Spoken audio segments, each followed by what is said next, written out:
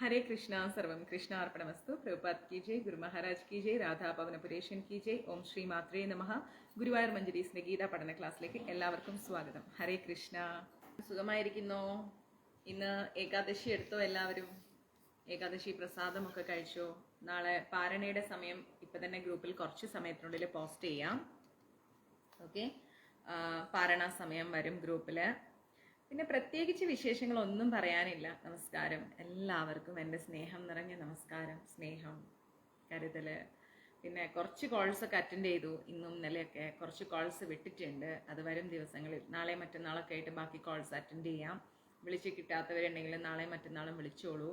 രാവിലെ ഒരു 11 മണി വരെയൊക്കെ ഒരല്പം ഞാനിങ്ങനെ ഓരോരോ കാര്യങ്ങളുമായിട്ട് കുറച്ച് തിരക്കായിരിക്കും. അത് കഴിയുമ്പോൾ പിന്നെയും കുറച്ച് നേരം ഒന്ന് ഇതുണ്ടാവും.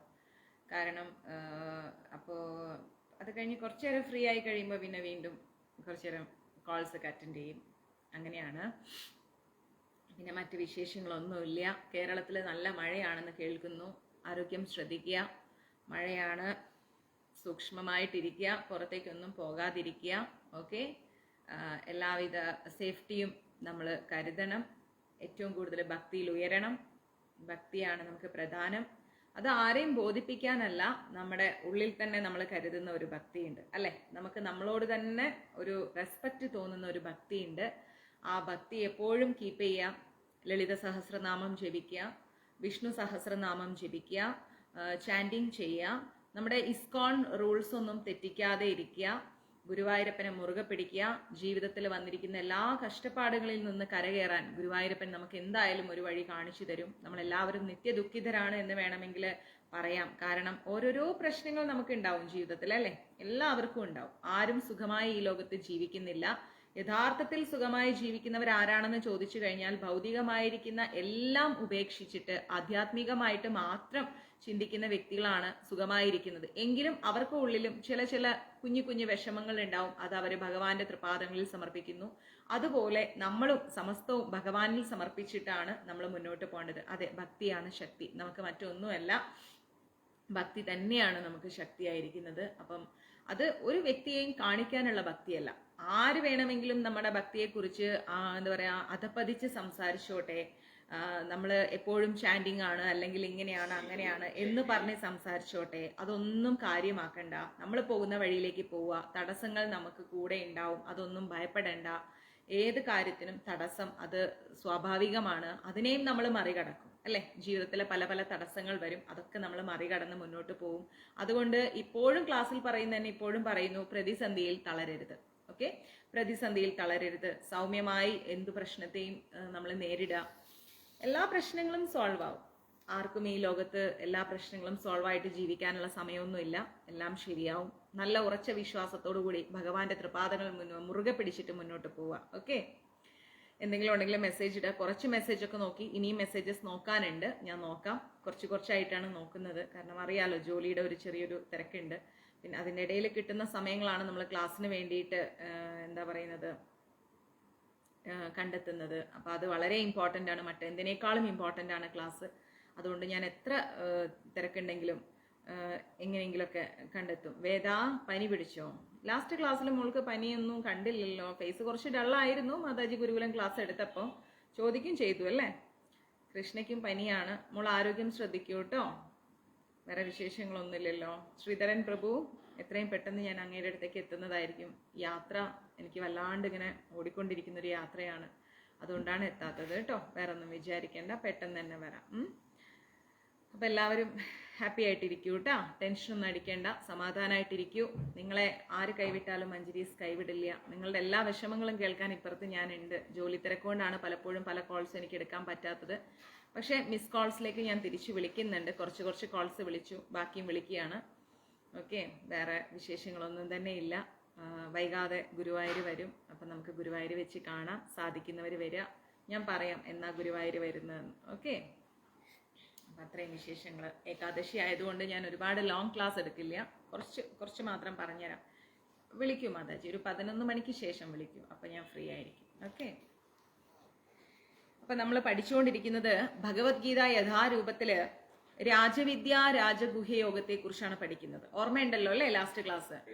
അപ്പൊ ഇനി നമ്മൾ അതിൽ പഠിക്കുന്നത് ധർമ്മ്യം എന്നാൽ ധർമ്മത്തിലേക്ക് നയിക്കുന്ന വഴി എന്നാണ്. നമ്മൾ എപ്പോഴും പറയുന്ന ഒരു വേടാണ് ധർമ്മം ധർമ്മം എന്നല്ലേ. ഇതിൽ ധർമ്മ്യം എന്ന് പറയുന്നൊരു വാക്കുണ്ട്. ധർമ്മ്യം എന്ന് പറഞ്ഞു കഴിഞ്ഞാല്, ഒരു മിനിറ്റ് ഞാനൊന്ന് മ്യൂട്ട് ചെയ്യാണ്, ഒറ്റ സെക്കൻഡ്.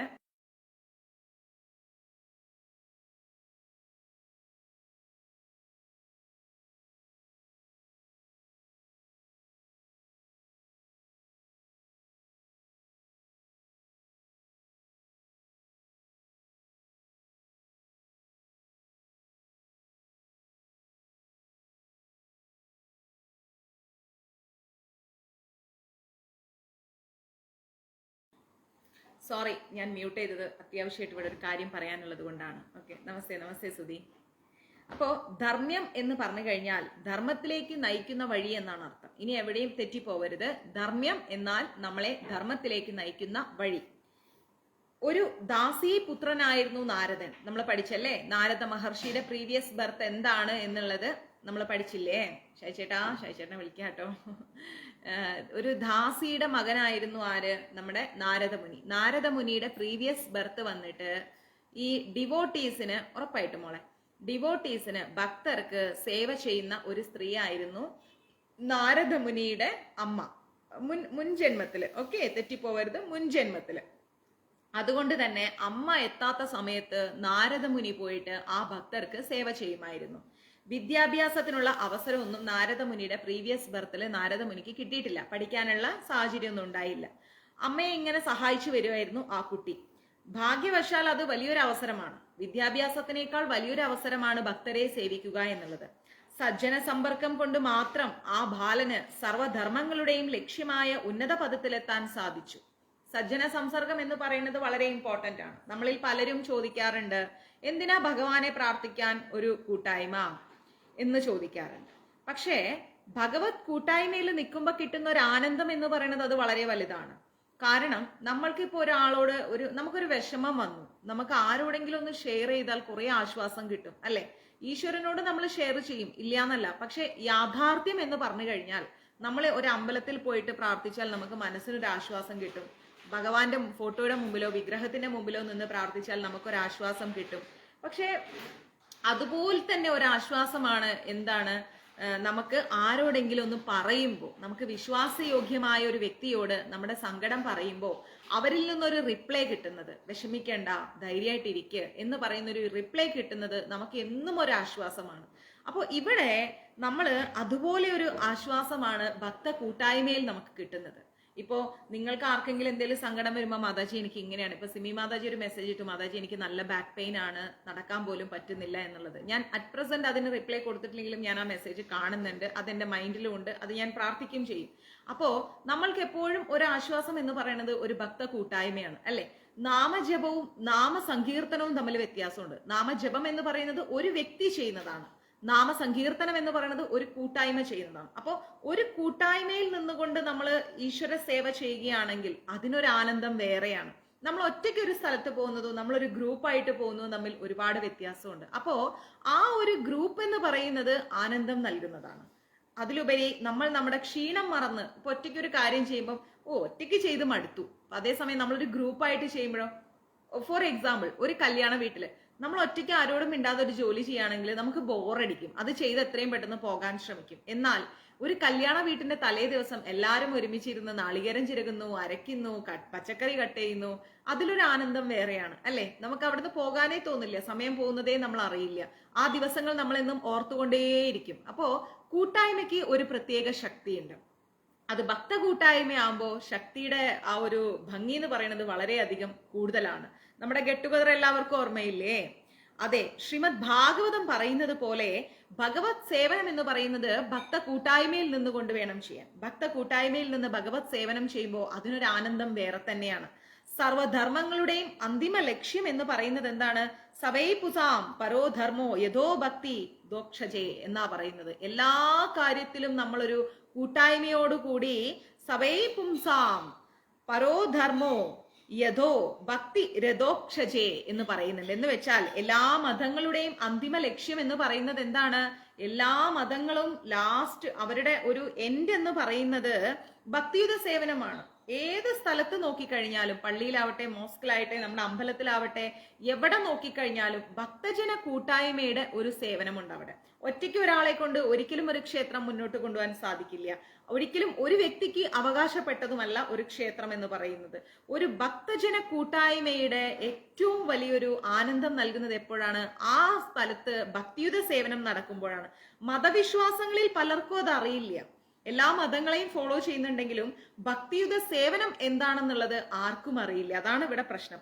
8-ാം അധ്യായത്തില് അവസാനത്തെ ശ്ലോകത്തില് നമ്മൾ പറഞ്ഞിട്ടുണ്ട്, വേദേഷു യജ്ഞേഷു തപസുച്ചൈവ എന്ന് പറയുന്നത്. അർത്ഥം എന്താണ്? ആത്മസാക്ഷാത്കാരത്തിന് വേദ പഠനം അത്യാവശ്യമാണ്.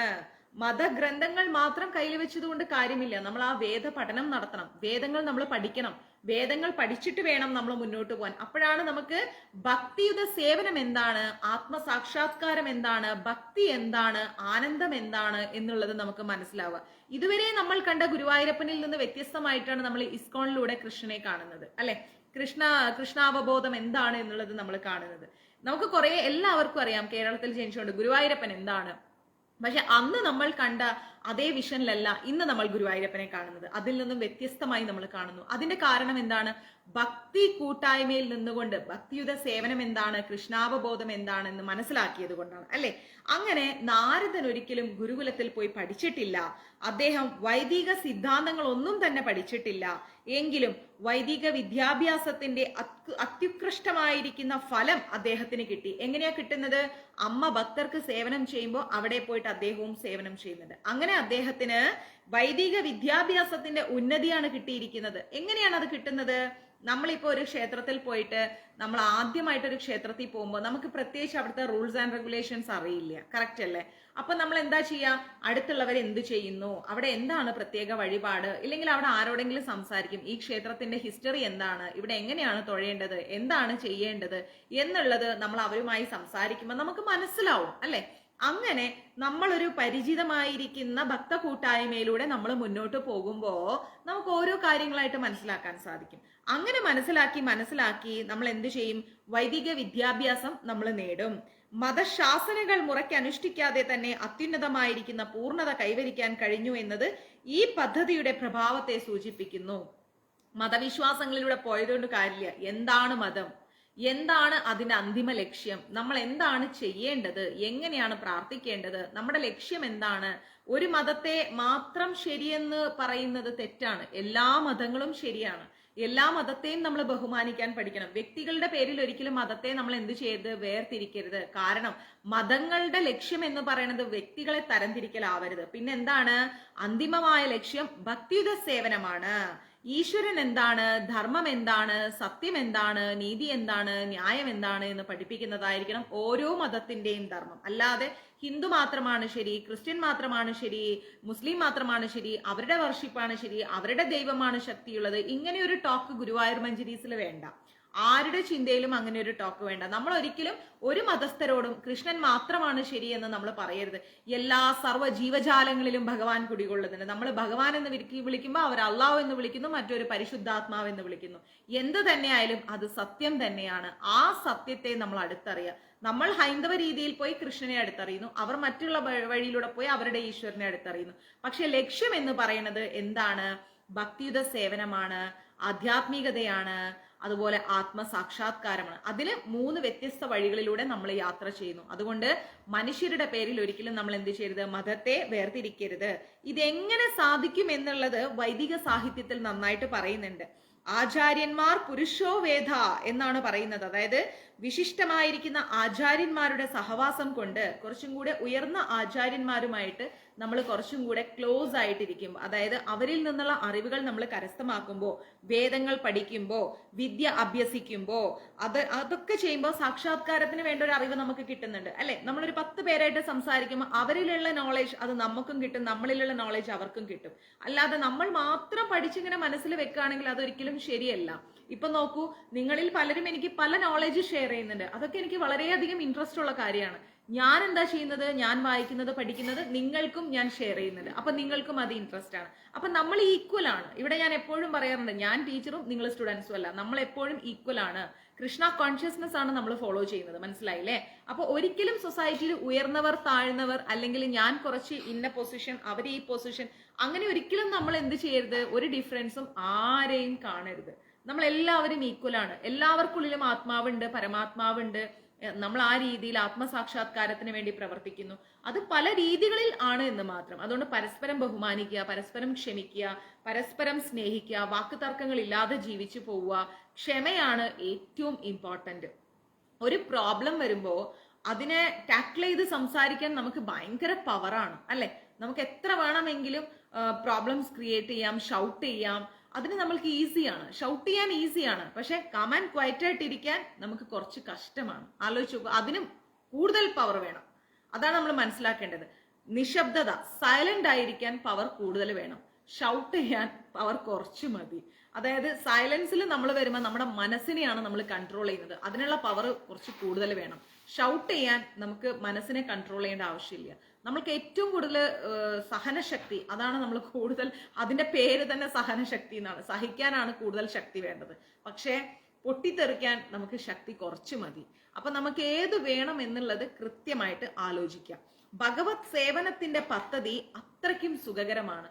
ഭഗവത് സേവനം ചെയ്യാൻ സാധിക്കുക എന്ന് പറയുന്നതിനേക്കാൾ ഇമ്പോർട്ടന്റ് ആയിട്ട് ഒന്നും തന്നെ ഇല്ല. സുസുഖം. എന്തുകൊണ്ടാണ്? ശ്രവണം കീർത്തനം വിഷ്ണു. ഭക്തന് ഭഗവത് മഹിമകൾ പറയാൻ സാധിക്കുക, ആധികാരികമുള്ള ആചാര്യന്മാർ നൽകുന്ന ആധ്യാത്മികമായിരിക്കുന്ന അറിവിനെ കുറിച്ചുള്ള ശാസ്ത്രീയമായിരിക്കുന്ന പ്രഭാഷണങ്ങൾ കേൾക്കുകയോ അങ്ങനെ എന്തെങ്കിലും ചെയ്താൽ മതി. ഇപ്പൊ നമ്മുടെ ജയപ്രതാപ് സ്വാമി മഹാരാജ്, ഗുരു മഹാരാജ് എടുക്കുന്ന ക്ലാസ്സുകൾ, നമ്മളപ്പോ അങ്ങനെയുള്ള ക്ലാസ്സുകൾ കേൾക്കുന്നു.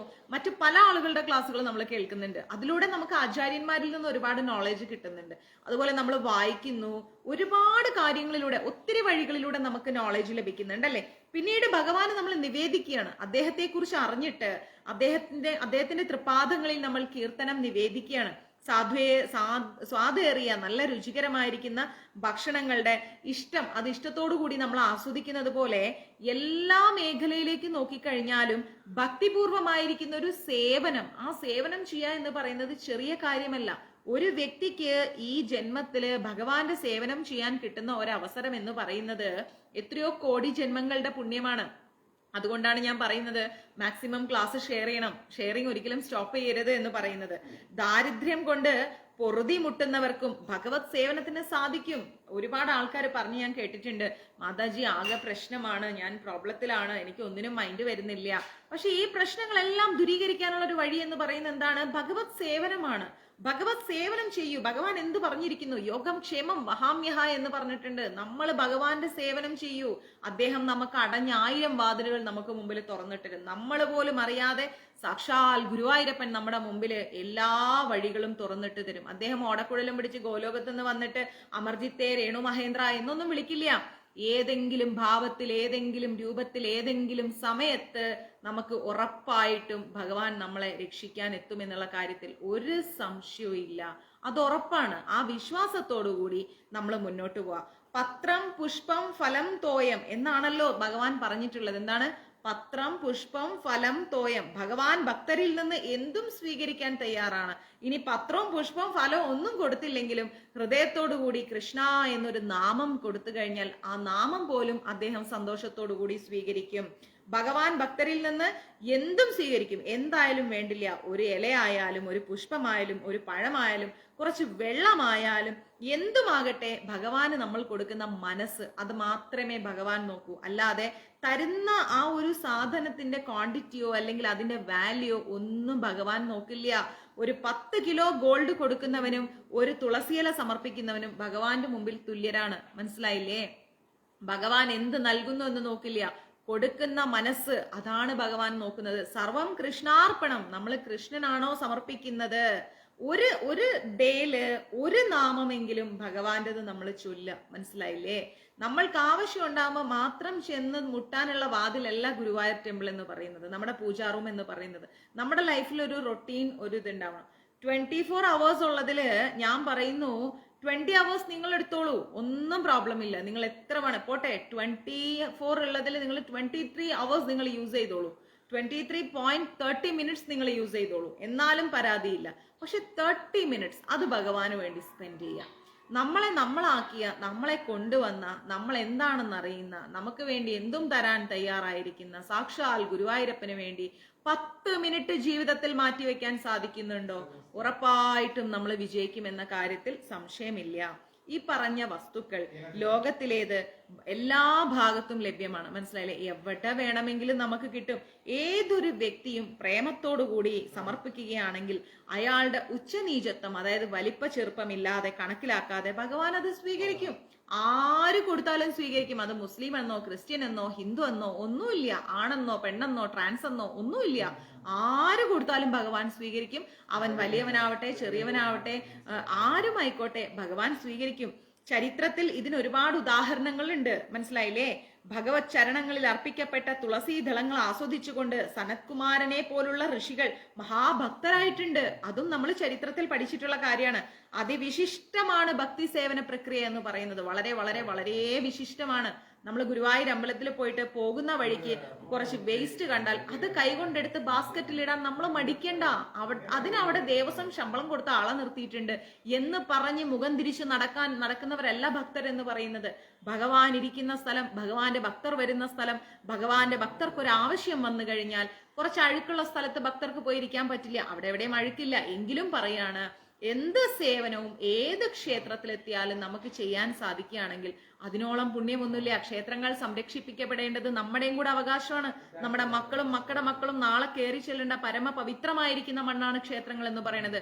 അത് സംരക്ഷിക്കേണ്ടത് നമ്മുടെ ആവശ്യകതയാണ്, നമുക്ക് വേണ്ടിയാണ്, മറ്റൊരാൾക്ക് വേണ്ടിയിട്ടല്ല. അപ്പോ ഏത് ക്ഷേത്രത്തിലെത്തിയാലും ഒരു പ്രസാദം കിട്ടിയാൽ അതിന്റെ ഇലയെ അതൊക്കെ എടുത്തിട്ട് വഴിയിൽ കളയുക, അല്ലെങ്കിൽ മറ്റെന്തെങ്കിലും കാര്യങ്ങൾ ചെയ്യുക. പ്രസാദമായിട്ട് പൈപ്പ് തുറന്നിടുക, പൈപ്പ് മര്യാദയ്ക്ക് പൂട്ടാതിരിക്കുക, ബാത്റൂമിൽ പോയി കഴിഞ്ഞാൽ വെള്ളം ഒഴിക്കാതിരിക്കുക, ഇതൊന്നും നമ്മൾ ചെയ്യാൻ പാടില്ല. ക്ഷേത്രങ്ങൾ ഏതുമായിക്കോട്ടെ, വഴികൾ ഏതുമായിക്കോട്ടെ, ഭഗവാന്റെ ഭക്തർ നടക്കുന്ന വഴിയാണ്. ഇനി നമ്മളൊരു ബസ് സ്റ്റോപ്പിലൂടെ നടന്നു പോവുകയാണെങ്കിൽ തന്നെയും ഇതൊന്നും എന്റെ ജോലിയല്ല, പക്ഷെ നാളെ അതുവഴി ഒരു സാക്ഷാൽ നല്ലൊരു ഭക്തൻ കടന്നു പോവില്ല എന്ന് എന്താ ഉറപ്പ്? അപ്പൊ എപ്പോഴും പൊതുസ്ഥലങ്ങൾ നന്നായി സൂക്ഷിക്കുക. എന്തിനു വേണ്ടിയിട്ട്? ഭഗവാന്റെ ഭക്തരെ സ്വാഗതം ചെയ്യാൻ. ഇതും വലിയൊരു സേവനമാണ്. മനസ്സിലായില്ലേ? അങ്ങനെ എന്തും ഏതും നമ്മൾ ഭഗവാനിലൂടെ സമർപ്പിച്ച് ഭഗവാനെ ചിന്തിച്ചുകൊണ്ട് ചെയ്യുന്നതിനെയാണ് നമ്മൾ സർവം കൃഷ്ണാർപ്പണമസ്തു എന്ന് പറയുന്നത്. മനസ്സിലായില്ലേ? അപ്പൊ ഈ ഭക്തി സേവന പ്രക്രിയ എന്ന് പറയുന്നത് വളരെയധികം ഇമ്പോർട്ടന്റ് ആണ്. സന്തോഷത്തോടെ നമ്മൾ അനുഷ്ഠിക്കണം. അല്ലാതെ ഞാൻ ഇങ്ങനെ ചെയ്യുമല്ലേ, എനിക്ക് ഇങ്ങനെ ചെയ്താൽ ഇത് കിട്ടും, അങ്ങനെ ഒരു ചിന്തയും വേണ്ട. സന്തോഷത്തോടു കൂടി കൃഷ്ണന്റെ സേവനം ചെയ്യുക. അർപ്പണ കർമ്മത്തിലടങ്ങിയ കലർപ്പറ്റ പ്രേമമാണ് കൃഷ്ണൻ സ്വീകരിക്കുന്നത്. അർപ്പണം, നമ്മുടെ മനസ്സ് അർപ്പിക്കണം ഭഗവാനിൽ. അങ്ങനെ കലർപ്പറ്റ ഒരു സേവനം. എനിക്ക് ഭഗവാന്റെ പ്രണയം കിട്ടണം, പ്രേമം കിട്ടണം, ഭഗവാന്റെ ഭക്തി കിട്ടണം, അനുഗ്രഹം കിട്ടണം, നമുക്കൊന്നും വേണ്ട. ഭഗവാൻ നമ്മുടെ കൂടെ ഉണ്ടായാൽ മാത്രം മതി. അദ്ദേഹം ഏത് ഭാവത്തിൽ നമ്മളെ സ്വീകരിക്കുന്നു, നമ്മളെ ഏത് രീതിയിൽ നമ്മുടെ കൂടെ വരുന്നു, ഇതൊന്നും നമ്മൾ ചിന്തിക്കേണ്ട. അതൊക്കെ അദ്ദേഹത്തിന് വിട്ടുകൊടുക്കുക. അദ്ദേഹത്തിന്റെ തിരുനാമം എപ്പോഴും ജപിക്കാൻ നമുക്ക് മനസ്സ് കിട്ടിയാൽ മാത്രം മതി. ഈ ഒരു അർപ്പണ മനോഭാവത്തോടു കൂടി നമുക്ക് ഭഗവാന്റെ സേവനം ചെയ്യാൻ സാധിക്കുകയാണെങ്കിൽ അതിൽ പരം ഒന്നുമില്ല. വീട്ടിലിപ്പോ നമുക്ക് ഹസ്ബൻഡ് ഉണ്ടാവും, കുട്ടികൾ ഉണ്ടാവും, അമ്മ ഉണ്ടാവാം, ഹസ്ബൻഡിന്റെ അമ്മ ഉണ്ടാവും, ഹസ്ബൻഡിന്റെ അച്ഛൻ ഉണ്ടാവും, ആരും ഉണ്ടാവും. ഇവരെല്ലാം നമ്മൾ ശാരീരികമായ ബന്ധത്തിലൂടെയാണ് ട്രീറ്റ് ചെയ്യുന്നത്, അല്ലെ? ഇപ്പോ നമുക്കൊരു ഹസ്ബൻഡ് ഉണ്ടെങ്കിൽ എന്റെ ഹസ്ബൻഡ്, അല്ലെ ഹസ്ബൻഡിന്റെ ബ്രദർ, ഹസ്ബൻഡിന്റെ സിസ്റ്റർ, ഹസ്ബൻഡിന്റെ പാരന്റ്സ്, അല്ലെ നമ്മുടെ കുട്ടികള്, അവരുടെ ഹസ്ബൻഡ്സ്, അവരുടെ പാരന്റ്സ്, ഇങ്ങനെ ശാരീരിക ബന്ധങ്ങളിലൂടെയാണ് നമ്മൾ ഇവരെയൊക്കെ കാണുന്നത്. ഇതിനും അപ്പുറത്തേക്ക് ഇവരിലെല്ലാം ജീവാത്മാക്കളുണ്ട്, പരമാത്മാവുണ്ട്, ജീവാത്മാക്കളുണ്ട്. ഇതെല്ലാം ഭഗവാനുമായി കണക്റ്റഡ് ആണ് എന്ന മനോഭാവത്തോടു കൂടി അവര് നമ്മളെ എന്ത് ചെയ്താലും അത് ക്ഷമിച്ചുകൊണ്ട് ട്രീറ്റ് ചെയ്യാൻ പറ്റുമെങ്കിൽ അത് തന്നെയാണ് ഏറ്റവും വലിയ ഭക്തിയുത സേവനം. മനസ്സിലായില്ലേ? ആ രീതിയിൽ നമ്മൾ സേവനം ചെയ്യുക. വ്യക്തിബന്ധങ്ങൾക്ക് സ്ഥാനം മാറ്റി വെച്ചുകൊണ്ട് ഇതെല്ലാം ഭഗവാനുമായി കണക്റ്റഡ് ആയിരിക്കുന്ന ജീവാത്മാക്കളാണ് എന്ന മനോഭാവത്തോടു കൂടി നമ്മൾ ട്രീറ്റ് ചെയ്യുകയാണെങ്കിൽ ബന്ധങ്ങൾ ശിഥിലമാവില്ല. ഒപ്പം നമ്മൾ ഭക്തിയുത സേവനത്തിൽ ഉയർന്നുകൊണ്ടേയിരിക്കും. നമ്മളെ ആരെന്ത് പറയുന്നു, വീട്ടിൽ ആര് കലഹം ഉണ്ടാക്കുന്നു, ഇതൊന്നും നമ്മൾ നോക്കണ്ട. ഇതൊക്കെ ബോഡി ടു ബോഡിയുള്ള കണക്ഷൻസ് ആണ്. ആ ബോഡി എന്നുള്ളത് മാറ്റിയിട്ട് സോൾ ടു സോൾ കണക്ഷൻസ് നമ്മൾ കൊണ്ടുവരികയാണെങ്കിൽ നമുക്ക് ആരോടും വ്യക്തിവൈരാഗ്യം ഉണ്ടാവില്ല. ഭഗവാന്റെ സേവനം ചെയ്യാൻ നമുക്ക് ഓരോ നിമിഷവും നമുക്ക് ലഭിക്കും. ഇവിടെ ഈ ഭക്തിയുത സേവനത്തെ ശാശ്വതമായിട്ട് നിലകൊള്ളുന്നത് എന്ന് പറയുന്നു. മനസ്സിലായില്ലേ? ഈ ഭൂമിയില് ഭക്തിയുത സേവനം എന്ന് പറയുന്നത് ശാശ്വതമായിരിക്കുന്നതാണ്, എപ്പോഴും നിലനിൽക്കുന്നതാണ്. മായാവാദികളായിരിക്കുന്ന പണ്ഡിതന്മാരുടെ സിദ്ധാന്തം ശരിയല്ല. അവരും ചിലപ്പോൾ ഭഗവത് സേവനത്തിലൊക്കെ ഏർപ്പെടുന്നുണ്ടെങ്കിലും തങ്ങൾ മുക്തരാകുന്നത് വരെ മാത്രമേ ചെയ്യേണ്ടൂ എന്നാണ് അവർ വിശ്വസിക്കുന്നത്. അതായത് നമ്മൾക്ക് ഭഗവാനിലേക്ക് അടുക്കാൻ, നമ്മുടെ പ്രശ്നങ്ങൾ തീരുന്ന സമയം വരെ മാത്രമേ നമ്മൾ ഇത് ചെയ്യേണ്ട കാര്യമുള്ളൂ. നമ്മുടെ പ്രശ്നങ്ങൾ തീർന്നാൽ ഇതൊന്നും നമ്മൾ ചെയ്യേണ്ട. അപ്പോ കൈക്കൂലി കൊടുത്ത് കാര്യങ്ങൾ നടത്തുന്നത് പോലെയോ അല്ലെങ്കിൽ ശമ്പളം വാങ്ങിയിട്ട് കാര്യങ്ങൾ നടത്തുന്നത് പോലെയോ ആ രീതിയിലായി പോവും. അതല്ല നമ്മൾക്ക് വേണ്ടത്. നമുക്ക് വേണ്ടത് എന്താണ്? നിഷ്കാമമായിരിക്കുന്ന ഭക്തിയിലൂടെ മുന്നേറുക. അത് ഒരിക്കലും അവസാനിക്കുന്നില്ല, ശാശ്വതമായിരിക്കുന്നതാണ്. പിന്നെന്താ? ഈശ്വരനിൽ ലയിക്കാനാണ് നമുക്ക് ആവശ്യം, അല്ലെ? നമ്മൾ ഈശ്വരനിലേക്ക് പോണം. നമുക്ക് വീണ്ടും വീണ്ടും ഇവിടെ ജന്മമെടുത്ത് ഭൂമിയിൽ ഇങ്ങനെ വരാൻ കഴിയില്ല. അങ്ങനെ സമയം പോക്കൽ മാത്രമായുള്ള താൽക്കാലിക സേവനം ശുദ്ധമായ ഭക്തിയുത സേവനമായി അംഗീകരിച്ചിട്ടില്ല. സമയം കളയാൻ ഞാൻ കുറച്ചു നേരം സമയം വേസ്റ്റ് ആയിട്ട് ബോറടിക്കുന്നു, അപ്പൊ അമ്പലത്തിൽ പോയി എന്തെങ്കിലുമൊക്കെ ചെയ്തു കൊടുക്കും, അല്ലെ അവിടെ പോയിരിക്കും. ഇങ്ങനെയല്ല, ഇത് തെറ്റാണ്. ഇത് സമയം കളയലാണ്. സമയം കളയല്ല ചെയ്യേണ്ടത്. ആത്മാർത്ഥമായിട്ട് ഭക്തിയുത സേവനം ചെയ്യുക. യഥാർത്ഥ ഭക്തിയുത സേവനം എന്ന് പറഞ്ഞു കഴിഞ്ഞാൽ മുക്തിക്ക് ശേഷവും അത് തുടരും. നമ്മുടെ ആത്മാവ് ഗോലോകത്ത് ഭഗവാന് സേവനം ചെയ്യും. മനസ്സിലാവുന്നുണ്ടോ? നമ്മൾ മരിച്ച് വേറെ ലോകത്തെത്തുമ്പോൾ അവിടെ ഭഗവാന് സേവനം ചെയ്യും. അതിനാണ് മഞ്ജരീസ് എന്ന് പറയുന്ന പദത്തിന്റെ അർത്ഥം. അറിയാലോ നിങ്ങൾക്ക്? ഭഗവാൻ ആത്മാർത്ഥമായി സേവനം ചെയ്യുന്നവരെ ഗോലോകത്ത് വിളിക്കുന്ന പേരാണ് മഞ്ജരികൾ. അപ്പൊ അങ്ങനെയുള്ള മഞ്ജരികളായി നമ്മൾ മാറുക. അതിനുവേണ്ടി ഭക്തിയുത സേവനം നമ്മുടെ ജീവിതത്തിന്റെ ഭാഗമാക്കുക. ആധ്യാത്മികമായിരിക്കുന്ന ഭഗവാന്റെ സാമ്രാജ്യത്തിൽ എത്തിക്കഴിഞ്ഞാല് എന്താ സംഭവിക്കുന്നത്? അവിടെയും നമുക്ക് ജീവാത്മാക്കൾ ഭക്തിയുത സേവനത്തിൽ ഏർപ്പെടണം. അയാൾ ഭഗവാനുമായി ഏകീഭവിക്കാൻ ശ്രമിക്കില്ല. അപ്പോ ഇവിടെ പറയുന്നു, ഭഗവത്ഗീതയിൽ കാണുന്നത് പോലെ യഥാർത്ഥ ഭക്തിയുത സേവനം മുക്തിക്ക് ശേഷമാണ് സംഭവിക്കുന്നത്. ഇവിടെ നമ്മൾ ചെയ്യുന്ന എല്ലാം ഭക്തിയുത സേവനമാണെങ്കിലും അതിലൊരു ലിമിറ്റ് ഉണ്ട്. പക്ഷേ യഥാർത്ഥ ഭക്തിയുത സേവനം ഡിസൈഡ് ചെയ്യപ്പെടുന്ന എപ്പോഴാണ്? നമ്മളുടെ മരണത്തിന് ശേഷം. അതിനുവേണ്ടിയുള്ള തയ്യാറെടുപ്പാണ് നമ്മൾ ഇവിടെ ചെയ്യുന്ന ഭക്തിയുത സേവനം. മുക്തനായി ബ്രഹ്മപദ സ്ഥാനം സ്വീകരിക്കുമ്പോ ഒരാളുടെ ഭക്തിയുത സേവനം തുടങ്ങുകയാണ്. നമ്മൾ ഒരാൾ മരിച്ചു കഴിഞ്ഞാൽ അയ്യോ അവര് പോയി, ഇനി എന്റെ ബന്ധം തീർന്നു, എനിക്ക് ആരുമില്ല, ഇങ്ങനത്തെ ചിന്ത വേണ്ട. അവർ ഭക്തിയുത സേവനം ചെയ്യാൻ ഭഗവാനിലേക്ക് പോയിരിക്കുകയാണ്. അവർക്ക് അതിനുള്ള അവസരം കിട്ടി, അവരവിടെ എത്തി എന്ന് നമ്മൾ മനസ്സിനെ പറഞ്ഞു പഠിപ്പിക്കുക. സമസ്സർവേഷു ഭൂതേഷു മത് ഭക്തി ലഭതേ പരാം എന്നാ പറയുന്നത്. സ്വതന്ത്രമായിട്ട് കർമ്മയോഗോ ജ്ഞാനയോഗോ അഷ്ടാംഗയോഗമോ ഏത് യോഗം അനുഷ്ഠിച്ചാലും ആർക്കും ഭഗവാനെ കുറിച്ച് അറിവ് നേടാൻ കഴിയില്ല. എന്ത് യോഗങ്ങൾ അനുഷ്ഠിച്ചാലും ശരി, ഭഗവാനെ അറിയാൻ നമുക്ക് സാധിക്കില്ല. പിന്നെ ഇത്തരം യോഗ പദ്ധതികളിലൂടെ ഭക്തി യോഗത്തിലേക്ക് നമുക്ക് എത്താൻ സാധിക്കും. കോൺസെൻട്രേഷൻ കിട്ടും, നമുക്ക് മറ്റെന്തെങ്കിലും ഒക്കെ കിട്ടും. യോഗയിലൂടെ ഒരിക്കലും ഭഗവാനിലേക്ക് നമുക്ക് അടുക്കാൻ പറ്റില്ല. എന്നാൽ ഭക്തിയുത സേവനത്തിൽ ഏർപ്പെടാതെ ഭഗവാൻ ആരാണെന്ന് നമുക്ക് ഒരിക്കലും മനസ്സിലാക്കാൻ പറ്റില്ല. ഭഗവാൻ ആരാണെന്ന് മനസ്സിലാക്കണമെങ്കിൽ ഭക്തിയുത സേവനത്തിൽ ഏർപ്പെടാം. സാക്ഷാത്കാരം സിദ്ധിച്ച മഹാത്മാക്കളിൽ നിന്നും ശ്രീമദ് ഭാഗവതം, ഭഗവത്ഗീത മുതലായവ കേട്ടുകഴിഞ്ഞാൽ ഭക്തിയുത സേവനം അനുഷ്ഠിക്കുകയും ചെയ്യുന്നത് വഴി മാത്രമേ പവിത്രത കൈവരിക്കുമ്പോൾ ഒരാൾക്ക് കൃഷ്ണശാസ്ത്രം അഥവാ ദൈവശാസ്ത്രം മനസ്സിലാക്കാൻ സാധിക്കൂ എന്ന് ശ്രീമദ് ഭാഗവതത്തിൽ പറയുന്നുണ്ട്. നമ്മള് സത്സംഗങ്ങൾ കേൾക്കുക, ശ്രീമദ് ഭാഗവതം വായിക്കുക, ഗീത വായിക്കുക. ഇതിലൂടെ മാത്രമേ നമുക്ക് ഭഗവാന്റെ കാര്യങ്ങൾ അറിയാൻ പറ്റൂ. അങ്ങനെ നമുക്ക് ഭഗവാനുമായിട്ട് ഒരു ആത്മബന്ധം ഉണ്ടാക്കാൻ പറ്റൂ എന്ന് കൃഷ്ണശാസ്ത്രത്തിൽ അല്ലെങ്കിൽ ദൈവശാസ്ത്രത്തിൽ പറയുന്നുണ്ട്. ഏവം പ്രസന്ന മനസ്സോ ഭഗവത് ഭക്തി യോഗത ഭഗവത് തത്വവിജ്ഞാനം മുക്ത സംഘസ്യ ജായത എന്നാ പറയുന്നത്. ശ്രീമദ് ഭാഗവതത്തില് പ്രത്യക്ഷ ഏവ കൃഷ്ണ എന്നാണ് ശ്രീമദ് ഭാഗവതം പറയുന്നത്, അല്ലെ? ഭഗവാൻ എന്ന് പറഞ്ഞു കഴിഞ്ഞാൽ എന്താണ്? ഭഗവാനെ കുറിച്ച് നമ്മൾ അറിയാനുള്ള ഏറ്റവും നല്ല ഒരു വഴി എന്ന് പറയുന്നത് ശ്രീമദ് ഭാഗവതം വായിക്കുക, അതുപോലെ ഗീത പഠിക്കുക, സത്സംഗങ്ങൾ കേൾക്കുക, ഇതുപോലെയാണ്. അപ്പൊ ഇതൊക്കെ കേട്ട് കഴിഞ്ഞാല് നമുക്ക് കൂടുതൽ കൂടുതൽ ഭഗവാനിലേക്ക് അടുക്കാൻ സാധിക്കും. അതുകൊണ്ടാണ് ശ്രീമദ് ഭാഗവതത്തിൽ പറയുന്നത് ഏവം പ്രസന്ന മനസ്സോ ഭഗവത് ഭക്തി യോഗത ഭഗവത് തത്വവിജ്ഞാനം മുക്ത സംഘസ്യ ജായതേ എന്ന് വെച്ചാൽ ഹൃദയത്തിൽ നിന്ന് ശൂദ്രഭാവങ്ങളെല്ലാം ഒഴിയുമ്പോൾ, ഇപ്പൊ ഒരാൾ നന്നാവുന്നത് മറ്റൊരാൾക്ക് ഇഷ്ടമില്ലാത്ത കാലമാണ്, അല്ലെ? നമ്മളെക്കാൾ ഉയർന്നു പോവുക. അപ്പൊ അവിടെ എന്തെങ്കിലും ഒരു കുത്തും കോമ ഇട്ട് കൊടുക്കും. അതാണ് പബ്ലിക്കിന്റെ ഒരു സ്വഭാവം എന്ന് പറയുന്നത്. ഇങ്ങനെയുള്ള ആളുകൾക്ക് നമ്മൾ ആൻസർ കൊടുക്കാതിരിക്കുക. കാരണം എന്താ? അങ്ങനെ വേസ്റ്റ് ചെയ്യാൻ നമുക്ക് സമയമില്ല. അതാണ് നമ്മൾ മനസ്സിലാക്കേണ്ടത്. അല്ലാതെ അവരോട് പോയി ഫയറായിട്ട് ഷൗട്ട് ചെയ്യുക, ബഹളം വെക്കുക, ഇതൊന്നും നമ്മൾ നോക്കണ്ട. നമ്മൾ പോകുന്നത് കൃഷ്ണ കോൺഷ്യസ്നെസ്സിലേക്കാണ്, അല്ലെ? അപ്പോ എല്ലാ തരത്തിലുള്ള ശുദ്രമായിരിക്കുന്ന സ്വഭാവങ്ങളും നമ്മുടെ മനസ്സിൽ നിന്ന് പോയി കഴിഞ്ഞാൽ ഈശ്വരൻ ആരാണെന്ന് ഒരാൾക്ക് മനസ്സിലാക്കാൻ സാധിക്കും. ഭഗവാൻ എന്താണെന്ന് അറിയണമെങ്കിൽ മനസ്സ് കലുഷിതമാക്കി വെച്ച് ഭഗവാനെ തേടിയിട്ട് കാര്യമില്ല. മനസ്സ് ക്ലീൻ ആക്കി വെച്ചിട്ട് ഈശ്വരനെ തേടുകയാണെങ്കിൽ ഈശ്വരൻ എന്താണെന്ന് നമുക്ക് മനസ്സിലാക്കാൻ സാധിക്കും. ഈ ഭക്തിയുത സേവനത്തിന്റെ കൃഷ്ണാവബോധത്തിന്റെ പ്രക്രിയ അതിനാൽ സർവ്വവിദ്യകളുടെയും രഹസ്യജ്ഞാനങ്ങളുടെയും രാജാവാകുന്നു. ശ്രീമദ് ഭാഗവതവും ഗീതയൊക്കെ മനസ്സിലാവണമെങ്കിൽ നമ്മൾ എന്ത് ചെയ്യണം? ആദ്യം നമ്മുടെ മനസ്സ് ക്ലീൻ ആക്കണം. മനസ്സ് ക്ലീൻ ആക്കി കഴിഞ്ഞാൽ ഈ അതീന്ദ്രിയ രഹസ്യം എന്താണെന്ന് നമുക്ക് ഈസി ആയിട്ട് മനസ്സിലാവും. ധർമ്മത്തിന്റെ പവിത്രമായിരിക്കുന്ന ഒരു രൂപമാണ് ഈ പറയുന്ന ഭഗവത്ഗീതയും ശ്രീമദ് ഭാഗവതമൊക്കെ. അതോടൊപ്പം തന്നെ സുഖമായിട്ട് ഈസി ആയിട്ട് അനുഷ്ഠിക്കാൻ പറ്റുന്ന, എല്ലാവരാലും സ്വീകരിക്കാൻ പറ്റുന്ന ഈ ഭക്തിയുത സേവനത്തിലൂടെ വേണം ഭഗവാനെ അറിയാൻ വേണ്ടിയിട്ട്. ഓക്കെ, അപ്പോ നമ്മള് ശ്രീ ഭഗവത്ഗീതയില് രാജവിദ്യ രാജഗുഹ്യ യോഗത്തില് നമ്മള് മൂന്നാമത്തെ ശ്ലോകത്തിലേക്ക് പോകുന്നു.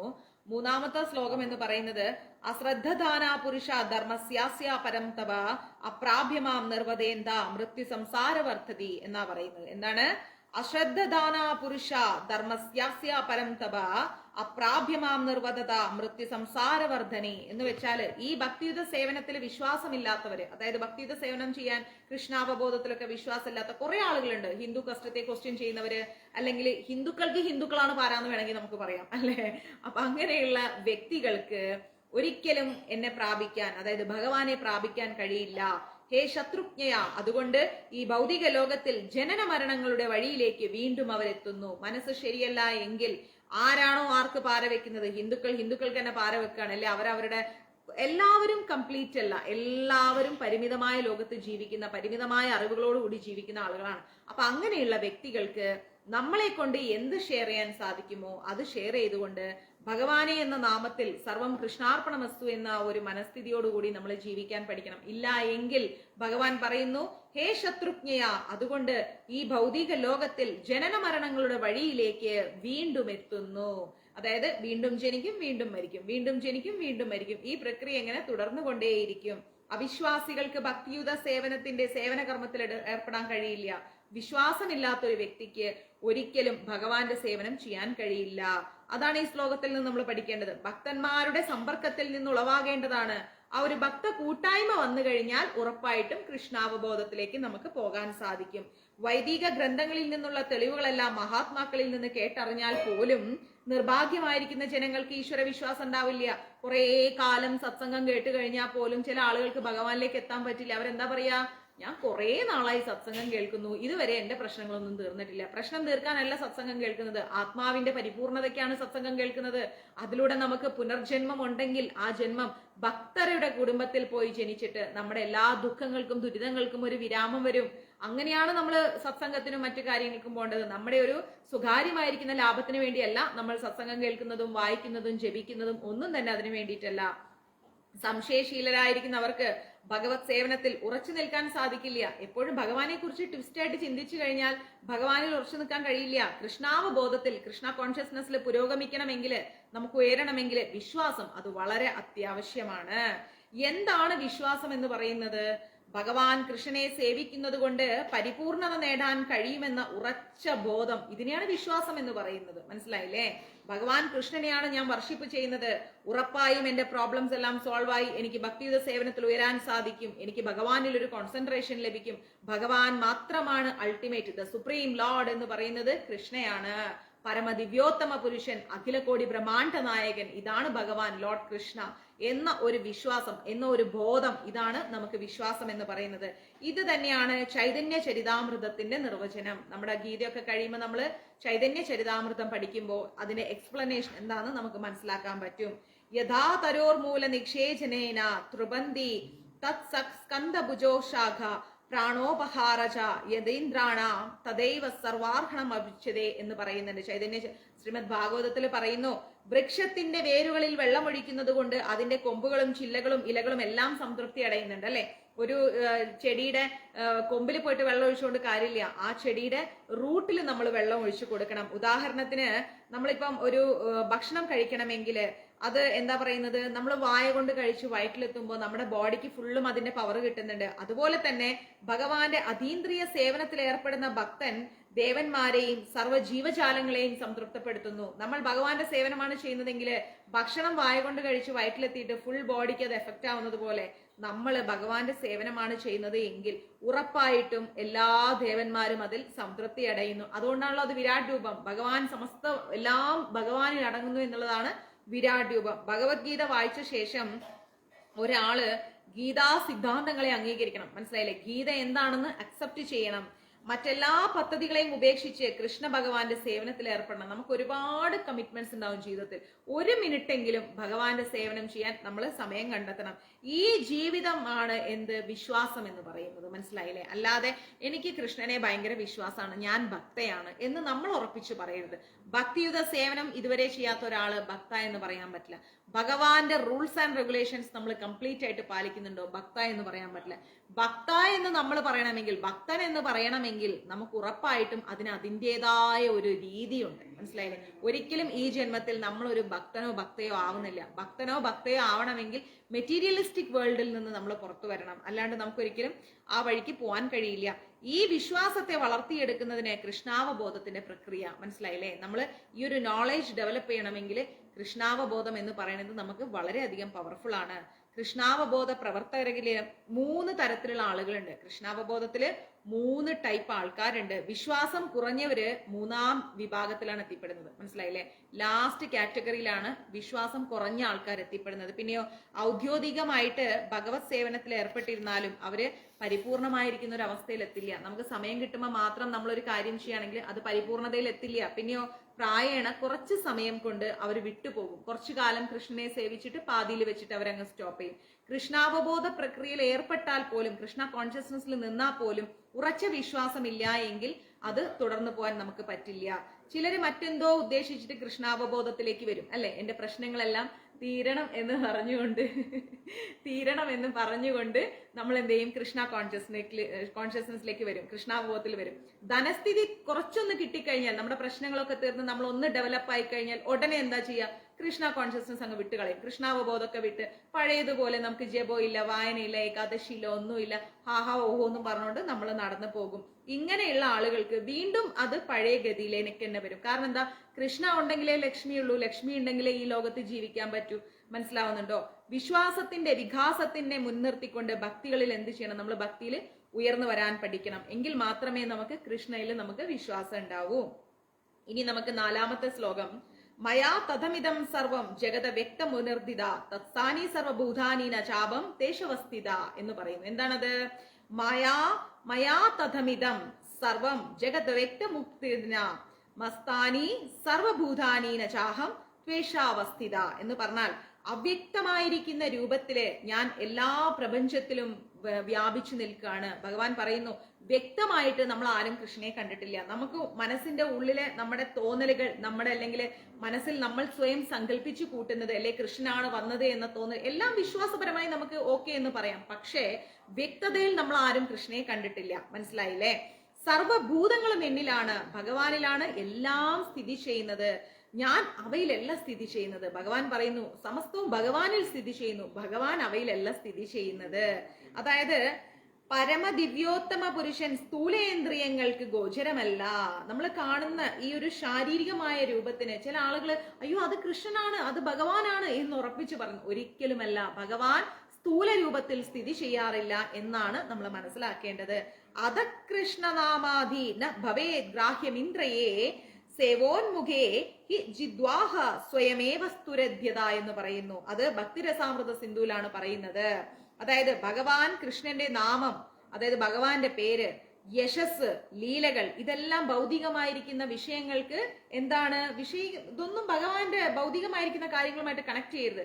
ഈ മെറ്റീരിയലിസ്റ്റിക് വേൾഡുമായിട്ട് ഭഗവാൻ ഒന്നുമില്ല. ചിലർ പറയും ഭഗവാന്റെ രൂപം ഇങ്ങനെ കണ്ടു അങ്ങനെ കണ്ടു. ഇതിലൊന്നും അർത്ഥമില്ല. കാരണം ഇത് കലിയുഗമാണ്. കലിയുഗത്തിൽ ഭഗവത് നാമം, ആ നാമസങ്കീർത്തനത്തിൽ മാത്രമേ ഭഗവാനുള്ളൂ. പരിശുദ്ധമായിരിക്കുന്ന ഒരു ഭക്തിയോടെ ശരിയായ ഒരു വഴിയിലൂടെ ഭഗവത് സേവനത്തിൽ ഏർപ്പെട്ട് കഴിഞ്ഞാൽ പ്രേമാനുജ്ജരീത ഭക്തി വിലോചനെ സന്ത സദേഹ ഹൃദയേഷു വിലോകയന്തി എന്ന് ബ്രഹ്മസംഹിതയിൽ പറയുന്നുണ്ട്. എന്ന് വെച്ചാൽ ഭഗവാൻ ഗോവിന്ദനോടുള്ള അതീന്ദ്രിയമായിരിക്കുന്ന പ്രേമത്തെ വളർത്തിയെടുത്ത ഭക്തന് അദ്ദേഹത്തെ തന്റെ ഉള്ളിലും പുറത്തും ഒരുപോലെ കാണാൻ സാധിക്കും. പ്രേമ ഭക്തിയാണ് നമുക്ക് വേണ്ടത് ഭഗവാനോട്. ആ പ്രേമ ഭക്തിയിലൂടെ നമ്മൾ മുന്നോട്ട് പോവുകയാണെങ്കിൽ നമുക്ക് എന്തിന്റെ ഉള്ളിലും പുറത്തും നമുക്ക് ഭഗവാനെ ദർശിക്കാൻ കഴിയും. അല്ലാതെ ഒരിക്കലും നമ്മൾ മരത്തിലോ കാറ്റിലോ വിളക്കിലോ തിരിയിലോ അല്ലെങ്കിൽ ഹോമത്തിന്റെ കുണ്ടത്തിലോ ഇതിലൊന്നും അല്ല ഭഗവാനെ കാണാൻ സാധിക്കുക. നാമസങ്കീർത്തനത്തിൽ പരിശുദ്ധമായിരിക്കുന്ന ഭഗവാനോടുള്ള പ്രേമത്തില്. സാധാരണ ജനങ്ങൾക്ക് എന്താ പറയാ, ദൃശ്യനല്ല ഭഗവാൻ. നമ്മളെ പോലുള്ള സാധാരണ വ്യക്തികൾക്ക് കാണാൻ പറ്റുന്ന ഒരു സാധാരണ ഒരു വ്യക്തിയല്ല ഭഗവാൻ എന്ന് പറയുന്നത്. സർവവ്യാപിയെങ്കിലും ഭൗതിക കേന്ദ്രീയങ്ങളാൽ ഗ്രാഹ്യനല്ല അദ്ദേഹമല്ലെന്ന് നമുക്ക് മനസ്സിലാക്കാം. ഇവിടെ അവ്യക്തമൂർത്തിന എന്ന് പറയുന്നതുകൊണ്ട് നമുക്ക് മനസ്സിലാവുന്നത് ഭഗവാൻ അവ്യക്തമൂർത്തിയാണ്. നമുക്ക് ഒരിക്കലും നമ്മളെ പോലെയുള്ള താഴേക്കിടയിൽ ജീവിക്കുന്ന വ്യക്തികൾ, നമ്മൾ ഒരിക്കലും ഭക്തിയിൽ ഉയർന്നവരല്ല, നമുക്ക് ഭക്തി ഇല്ല എന്ന് വേണമെങ്കിൽ പറയാം. അങ്ങനെയുള്ള വ്യക്തികൾക്ക് അവിടെയും ഇവിടെയും ദൃശ്യമാകുന്ന ഒരു കളിപ്പാട്ടമല്ല ഭഗവാൻ. അദ്ദേഹം എത്രയോ ഉയർന്നിരിക്കുന്ന ഒരു വ്യക്തിത്വമാണ്. അദ്ദേഹത്തെ കുറിച്ച് പറയാൻ നമുക്ക് ഈ ഭൂമണ്ഡലത്തിലെ വാക്കുകൾ മതിയാവില്ല. പിന്നെ എങ്ങനെയാണ് നമുക്ക് നമ്മുടെ കണ്ണിന് അദ്ദേഹം ദൃശ്യനാകുന്നത്? ഇതൊക്കെ നമ്മുടെ മനസ്സിന്റെ തോന്നലാണ്. മനസ്സിലായില്ലേ? ഭഗവാനെ അറിയണമെങ്കിൽ ഹൃദയം കൊണ്ട് മാത്രമേ അറിയാൻ സാധിക്കൂ. ഭഗവാന്റെ ലീലകൾ നമുക്ക് പലപ്പോഴും സ്പഷ്ടമാവും നമ്മുടെ ജീവിതത്തിൽ. ചിലപ്പോൾ ആപത്ഘട്ടത്തില്, ചിലപ്പോൾ മറ്റെന്തെങ്കിലും. ഭഗവാന്റെ ലീലകൾക്ക് ഒരിക്കലും വർണ്ണിക്കാൻ കഴിയില്ല. അവർണ്ണനീയമാണ് ഭഗവാന്റെ ലീലകൾ. പക്ഷേ പ്രത്യക്ഷ സ്വരൂപനായി നമുക്ക് അദ്ദേഹത്തെ കാണാൻ സാധിക്കുക എന്ന് പറയുന്നത് കുറച്ച് ബുദ്ധിമുട്ടാണ്. കാരണം ഇത് കലിയുഗമാണ്. കുറേ കാര്യങ്ങൾ അതിൻ്റെ ഇടയിലുണ്ട്. നമ്മൾ ഭക്തിയിൽ ഉയർന്നിട്ടില്ല. പക്ഷെ ഇതൊന്നും ഇല്ലെങ്കിലും ചിലപ്പോൾ ഭഗവാൻ വരണം എന്ന് വിചാരിച്ചാൽ വരും. ഇതാണ് ഭഗവാന്റെ ഒരു രീതി എന്ന് പറയുന്നത്. അപ്പോ എല്ലാം അദ്ദേഹത്തിലാണ് സ്ഥിതി ചെയ്യുന്നത്. നമ്മളുടെ ഉള്ളിൽ കൃഷ്ണൻ ഉണ്ടെന്ന് നമ്മൾ പറയരുത്. നമ്മൾ കൃഷ്ണനിലാണ് സ്ഥിതി ചെയ്യുന്നത്. 7-ാം അധ്യായത്തിൽ പറഞ്ഞതുപോലെ ഈ ഭൗതിക പ്രപഞ്ചമാകെ, ഈ ലോകം മുഴുവൻ അദ്ദേഹത്തിന്റെ 2 വ്യത്യസ്ത ശക്തികളുടെ ആധ്യാത്മികമായ ഉത്കൃഷ്ട ശക്തിയെയും ഭൗതിക അധമ ശക്തിയുടെയും സങ്കലനം മാത്രമാണിത്. സൂര്യപ്രകാശം ലോകത്തിൽ എങ്ങും വ്യാപിക്കുന്നത് പോലെ ഭഗവാന്റെ ശക്തിയും സൃഷ്ടിജാലങ്ങളിൽ എല്ലായിടത്തും ഉണ്ട്. സൂര്യൻ അവിടെ നിൽക്കുന്നു, ലോകം മുഴുവൻ വെളിച്ചമുണ്ട്, അല്ലെ? അതേപോലെ ഭഗവാൻ ഒരു സ്ഥലത്തുണ്ട്. ഭഗവാന്റെ ആ ഒരു ശക്തി ഈ ലോകം മുഴുവനുണ്ട്. ആ ശക്തിയിലാണ് നമ്മുടെ എല്ലാവരുടെയും നിലനിൽപ്പ്, അല്ലെ? ഭഗവാന്റെ ആ ഒരു ശക്തിയിലാണ് നമ്മൾ നിലനിന്ന് പോകുന്നത്. എന്നാൽ ഇങ്ങനെ വ്യാപിച്ചിരിക്കുന്നത് കൊണ്ട് വ്യക്തിത്വം നഷ്ടപ്പെട്ടു എന്ന് ഒരിക്കലും നമ്മൾ കരുതരുത്. ഞാൻ എങ്ങും വ്യാപിച്ചു നിൽക്കുന്നു എന്ന് ഭഗവാൻ ഉറപ്പിച്ചു പറയുന്നുണ്ട്. എല്ലാം എന്നിലാണ് സ്ഥിതി ചെയ്യുന്നത്, എങ്കിലും ഞാൻ അവയിലല്ല കുടികൊള്ളുന്നത്. ആ ഒരൊറ്റ വാക്കിൽ നിന്നാണ് ഭഗവാൻ എന്താണ് എന്നുള്ളത് നമുക്ക് മനസ്സിലാവുന്നത്. ഉദാഹരണമായിട്ട് ഒരു രാജാവ് തന്റെ പ്രഭാവത്തിന്റെ ആവിഷ്കാരമായിരിക്കുന്ന ഭരണകൂടത്തിന്റെ തലവനാണ്, അല്ലെ? ഒരു രാജ്യത്തിന്റെ ഹയർ പൊസിഷനിൽ ഇരിക്കുന്ന ഒരാളാണ് രാജാവ് എന്ന് പറയുന്നത്. ആ രാജാവ് അദ്ദേഹത്തിന്റെ വിവിധ വകുപ്പുകൾ, അതെല്ലാം രാജ്യത്തിന്റെ ശക്തിയും അദ്ദേഹത്തിന്റെ ശക്തിയുമാണ്. ഏത് വകുപ്പിൽ ആരിരുന്നാലും ഭഗവാൻ രാജാവിന്റെ ഒരു എന്താ പറയാ റെസ്ട്രിക്ഷൻസ്, അല്ലെങ്കിൽ രാജാവിന്റെ ഒരു കോൺസെൻട്രേഷൻ ശക്തി, അല്ലെങ്കിൽ അദ്ദേഹത്തിന്റെ ഒരു തീരുമാനത്തിലെടുക്കാനുള്ള ആ ഒരു ഇത് എല്ലാം അതിലുണ്ടെങ്കിൽ അത് മുന്നോട്ട് പോകും. അപ്പൊ അല്ലാണ്ട് ഒരു വ്യക്തികളിൽ നിക്ഷിപ്തമല്ലത്. അതേപോലെ ഭഗവാന്റെ കാര്യങ്ങളിലൂടെ ഈ ലോകം മുഴുവൻ ഭഗവാന്റെ തീരുമാനങ്ങൾ ഉണ്ടെങ്കിലേ മുന്നോട്ട് പോകും. വ്യക്തിപരമായി നമ്മൾ വിചാരിക്കും അത് അവരാ ചെയ്യുന്നു ഇവരാ, ഒരിക്കലല്ല. ഭഗവാന്റെ നിർദ്ദേശം അവർക്ക് കിട്ടണം, എങ്കിലേ ആ കാര്യം പൂർത്തിയാക്കാൻ പറ്റൂ. എല്ലാ വകുപ്പുകളിലും രാജാവിന്റെ അധികാരം നിലകൊള്ളുന്നുണ്ട്. എങ്കിലും ഓരോ വിഭാഗത്തെയും അദ്ദേഹം സ്വയം കൈകാര്യം ചെയ്യുന്നത് നമുക്ക് പറയാൻ പറ്റില്ല, അല്ലെ? രാജാവ് വന്നിട്ട് എല്ലാ വിഭാഗങ്ങളും കൈകാര്യം ചെയ്യില്ല. അദ്ദേഹം ഒരു സ്ഥലത്ത് അങ്ങോട്ട് ഇരിക്കും. അദ്ദേഹം വ്യത്യസ്തമായിരിക്കുന്ന ആളുകളെ വെച്ചിട്ടായിരിക്കും ആ വിഭാഗങ്ങൾ കൈകാര്യം ചെയ്യിപ്പിക്കുന്നത്. അതുപോലെ ഏകദേശ രൂപത്തിലുള്ള ഒരു ഉദാഹരണമാണ് കേട്ടോ ഇത്. അങ്ങനെ നമുക്ക് ഗോചരമായിരിക്കുന്ന ആവിർഭാവങ്ങൾ, നമ്മൾ അറിയാത്ത മേഖലകൾ, അതെല്ലാം ഭൗതിക ലോകത്തിലുള്ളതായാലും ശരി, ആധ്യാത്മിക ലോകത്തിലുള്ളതായാലും ശരി, എന്താ ചെയ്യുന്നത്? ഭഗവത് ശക്തിയിലാണ് അതെല്ലാം നിലനിന്ന് പോകുന്നത്. ഭഗവാന്റെ ശക്തിയിലാണ് എല്ലാം നിലനിന്ന് പോകുന്നത്. അവിടുത്തെ വിവിധ ശക്തികളുടെ സങ്കലനത്തിലാണ് സൃഷ്ടി ആരംഭിക്കുന്നത്. അദ്ദേഹം പറഞ്ഞിട്ടാണ് ബ്രഹ്മദേവൻ സൃഷ്ടിക്കുന്നത്. വിശിഷ്ടാഹമിതം കൃതസ്തനം എന്ന് ഭഗവത്ഗീതയിൽ പറഞ്ഞിട്ടുണ്ട്. തന്റെ പ്രാതിനിധ്യം വഹിക്കുന്ന വിവിധ ശക്തികളുടെ വികരണം വഴി എവിടെയും അദ്ദേഹമുണ്ട്. എവിടെ നോക്കിയാലും അദ്ദേഹമുണ്ട്. കാരണം എന്താ? അദ്ദേഹത്തിന് അറിയാം എങ്ങനെ, ഏത്, എപ്പോ, ഏത് വകുപ്പ്, ഏത് രീതിയിൽ കൈകാര്യം ചെയ്യണമെന്ന്. ഭഗവാന്റെ സമ്മതമില്ലാതെ ഒരു ദേവീ ദേവന്മാരും ഒന്നും ചെയ്യില്ല. ഭഗവാനാണ് പരമദിവ്യോത്തമ പുരുഷൻ. മനസ്സിലായോ? ഇനി 5-ാം അധ്യായത്തിലേക്ക് പോകുന്നു. 10:30 മണിയാകുമ്പോ ക്ലാസ് സ്റ്റോപ്പ് ചെയ്യൂ കേട്ടോ. 10:13 ഇനി 5-ാമത്തെ അധ്യായം. നച മത്സാനി ഭൂതാനി പശ്യമേ യോഗമൈശ്വര്യം മൃതഭൃന്നാച ഭൂതസ്തോ മമാത്മാ ഭൂതഭാവന എന്നാ പറയുന്നത്. എന്ന് വെച്ചാൽ സൃഷ്ടിജാലങ്ങളൊന്നും എന്നിൽ സ്ഥിതി ചെയ്യുന്നില്ല. ഭഗവാൻ സൃഷ്ടിക്കുന്നൊന്നും ഭഗവാനിൽ സ്ഥിതി ചെയ്യുന്നില്ല. പിന്നെന്താ ചെയ്യുന്നത്? എന്റെ യോഗപ്രഭാവം നോക്കൂ. സർവഭൂതങ്ങളുടെയും പരിപാലകനും സർവവ്യാപിയുമാണെങ്കിലും ഞാൻ ഈ പ്രത്യക്ഷ പ്രപഞ്ചത്തിന്റെ ഒരു അംശമല്ല, മറിച്ച് ഞാനാണ് ഈ പ്രപഞ്ചത്തിന്റെ ഉദ്ഭവസ്ഥാനം. ഭഗവാന്റെ ശക്തിയുടെ ഒരു ഭാഗമല്ല ഈ പ്രത്യക്ഷ പ്രപഞ്ചം. പിന്നെയോ അതിന്റെ ഉദ്ഭവത്തിന് തന്നെ കാരണം ഭഗവാനാണ്. മനസ്സിലാവുന്നുണ്ടോ? അതിന്റെ സ്റ്റാർട്ടിങ്ങിന് തന്നെ, അത് ഉണ്ടാവാൻ തന്നെ കാരണം ഭഗവാനാണ്. അതായത് എന്നിലാണ് എല്ലാം സ്ഥിതി ചെയ്യുന്നത് എന്ന ഭഗവത് വാക്യം അത് നമുക്ക് തെറ്റിദ്ധാരണ ഉണ്ടാക്കും. എല്ലാം ഭഗവാനിലാണ് സ്ഥിതി ചെയ്യുന്നത് എന്നുള്ളത് നമുക്ക് തെറ്റിദ്ധാരണ ഉണ്ടാക്കും. അത് മതത്തിന്റെ ഒരു ഇത് വെച്ചിട്ട്. ഭഗവാൻ ഭൗതിക ആവിർഭാവത്തിന്റെ സ്ഥിതി സംരക്ഷണങ്ങളിൽ നേരിട്ടിടപെടുന്നില്ല. ഈ ഭൂമിയിൽ എന്ത് നടന്നാലും ഭഗവാൻ അതിൽ നേരിട്ടിടപെടുന്നില്ല. ഭൂഗോളത്തെ തോളിൽ ചുമന്നുകൊണ്ട് നിൽക്കുന്ന അറ്റ്ലസിന്റെ ചിത്രം എല്ലാവരും കണ്ടിട്ടുണ്ട്, അല്ലെ? അറ്റ്ലസ് കണ്ടിട്ടുണ്ടല്ലോ എല്ലാവരും, അല്ലെ?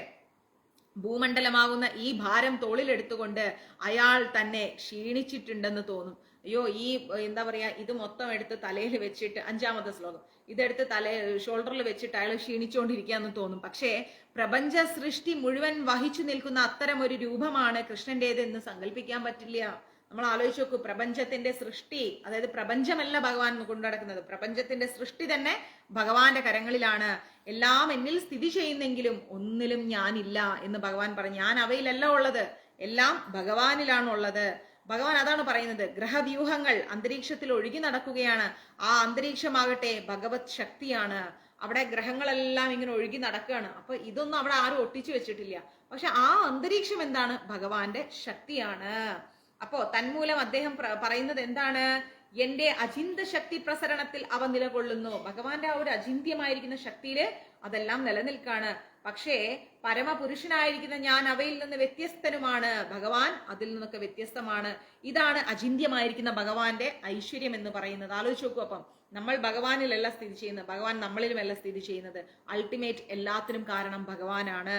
വേദ നിഘണ്ടുവായിരിക്കുന്ന നിരുക്തിയിൽ പറയുന്നു, യുജത്തേനേന ദുർഗമടശു കാര്യേഷു, അതായത് തന്റെ ശക്തികൾ വെളിവാക്കിക്കൊണ്ട് പരമപുരുഷൻ അത്യാശ്ചര്യങ്ങളായിരിക്കുന്ന ലീലകളാടുന്നു. എന്തെല്ലാം ലീലകൾ ഭഗവാൻ ആടുന്നുണ്ട് നമുക്ക് പറയാൻ പറ്റുന്നുണ്ടോ? കൃഷ്ണൻ അടുത്ത എന്ത് ചെയ്യുന്നു? ഒരിക്കലും പറ്റില്ല. എന്നാലും ഭഗവാൻ ഓടക്കുഴലും വിളിച്ച് ചിരിച്ചു കളിച്ച് ഇങ്ങനെ നടക്കുകയാണ്. അടുത്തത് എന്ത് സംഭവിക്കുന്നു നമുക്ക് പറയാൻ പറ്റില്ല. വിവിധ ശക്തികളെ ഉൾക്കൊള്ളുന്നതാണ് ഭഗവാന്റെ വ്യക്തിത്വം. എല്ലാ ശക്തികളെയും ഭഗവാൻ ഉൾക്കൊള്ളുന്നുണ്ട്. എല്ലാ തരത്തിലുള്ള എല്ലാ ശക്തികളും ഭഗവാനിലാണുള്ളത്. അദ്ദേഹത്തിന്റെ തീരുമാനം സത്യമായി ഭവിക്കുന്നു. നമുക്ക് പോയി മണിയടിച്ചാലൊന്നും ഭഗവാനെ തിരുത്താൻ പറ്റില്ല. ഭഗവാൻ എന്ത് പറയുന്നോ അത് ഭഗവാൻ ചെയ്യും.